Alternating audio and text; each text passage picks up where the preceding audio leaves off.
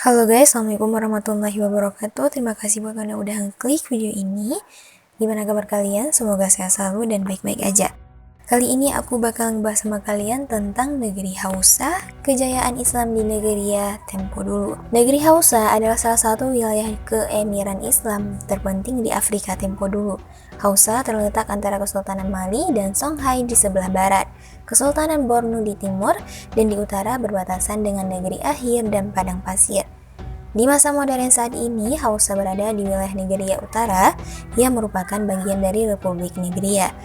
Hausa adalah sebuah istilah untuk menyebut orang-orang yang berbicara dengan bahasa Hausa. Dengan demikian, istilah ini tidak menunjukkan kepada etnik tertentu, bukan pula dari garis keturunan tertentu.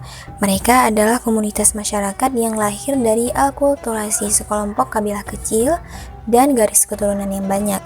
Kelompok inti dari Hausa adalah orang-orang Sudan, penghuni asli Negeriya Utara, dan sekelompok Berber.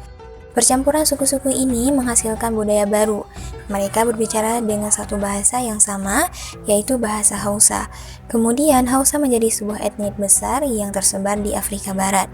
Hingga bahasa mereka digunakan sebagai bahasa ibu oleh penduduk wilayah tersebut. Saking dominannya bahasa ini, orang-orang berinteraksi dan berdagang dengan menggunakan bahasa hasil akulturasi ini. Orang-orang Hausa tersebar di Negeriya, mereka hidup berkelompok, berinteraksi dengan satu bahasa. Umumnya mereka beragama Islam, namun tidak dikuasai oleh satu pemerintahan.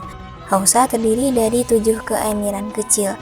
7 keemiran itu yaitu ada Kano, Katsina, Jaria, Jubir, Dora, Rano, dan Zamfara. Sebagian peneliti mengatakan keemiran Dora adalah emirat tertua. Kemudian garis keturunannya menurun pada sebagian penduduk Mesir, Habasyah, sebagian negara Arab, dan Katsina. Kemudian Katsina meluas dan memunculkan wilayah Jaria yang merupakan emirat terluas. Lalu muncul Kano yang merupakan emirat terkaya. Setelah itu Jubir, emirat yang wilayahnya paling basah. Walaupun dari satu garis keturunan Dora, ketujuh emirat ini tidak saling menguasai. Bahkan sering terjadi peperangan antar mereka.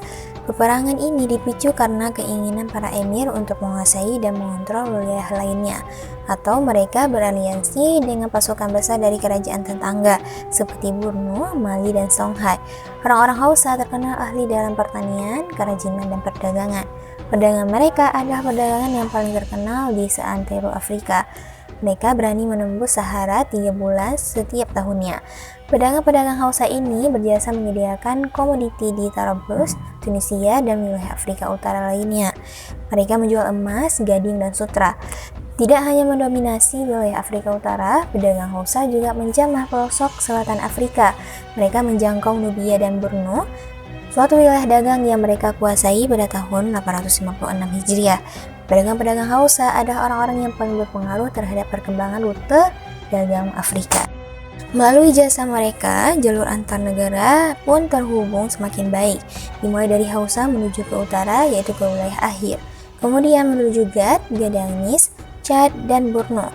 Jalur-jalur ini terbuka, layak dilalui, dan tertata, sehingga para musafir dan kafilah dagang mudah menempuh medan Afrika yang pada umumnya berat. Dengan baiknya jalur ini berdampak pada penyebaran agama Islam, para ulama dan peneliti pun semakin mudah menuju wilayah Hausa. Perkembangan jalur perdagangan Hausa membuat manusia mudah keluar dan masuk.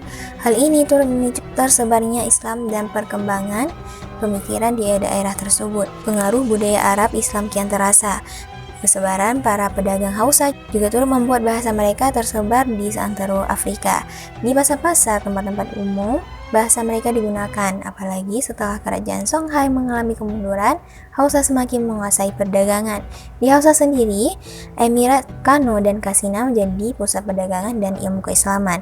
Islam terus berkembang di Hausa, diawali dengan Emirat Kano di akhir abad ke-12 Masehi. Kemudian di abad ke-14 menyusul wilayah-wilayah lainnya. Perkembangan Islam di negeri ini juga berkat dukungan pemerintah mereka.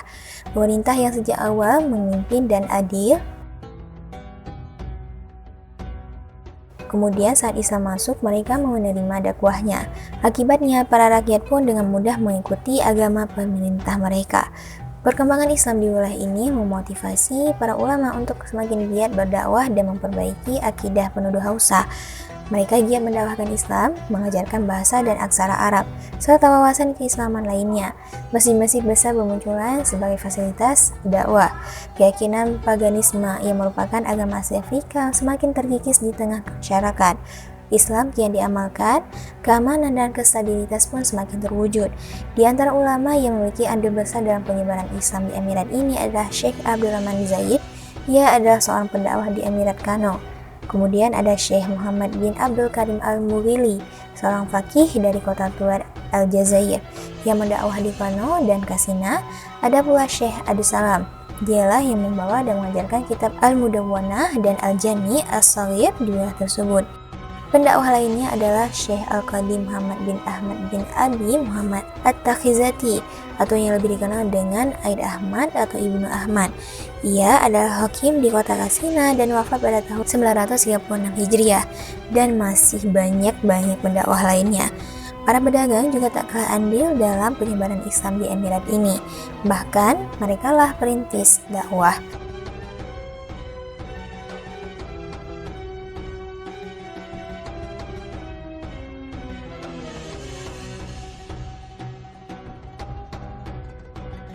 Oke, itu dia guys tentang sejarah negeri Hausa, kejayaan Islam di negerinya pada tempo masa dahulu. Gimana menurut kalian? Kalau ada yang ditambahkan silahkan komen di kolom komentar. Oke, cukup sampai di situ videonya. Jangan lupa untuk like, comment, dan subscribe. See you guys in next video. Bye bye.